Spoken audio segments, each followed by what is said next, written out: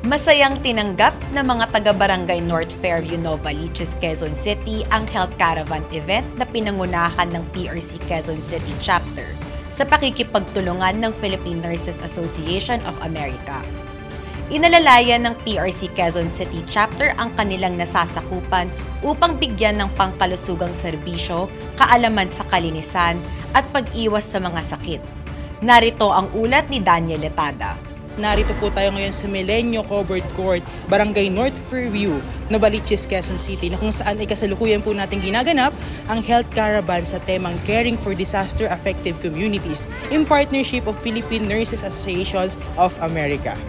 Ang Philippine Red Cross Quezon City Chapter ay nagbigay ng kanilang serbisyong medikal para sa ating mamamayan dito sa Barangay North Fairview, gaya ng libreng bitamina at pang-maintenance ng ating mga lolo't lola at libreng check-up para po sa ating mamamayan.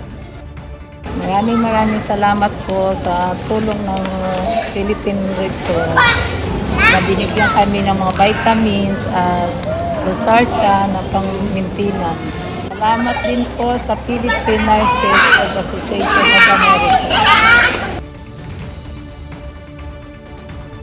Nakakataba talaga ng puso na marami tayong naabotang tulong medikal na galing sa Philippine Red Cross Quezon City Chapter.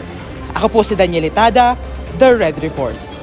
Namahagi rin ng hot meals para sa mga benepisyaryong naroon.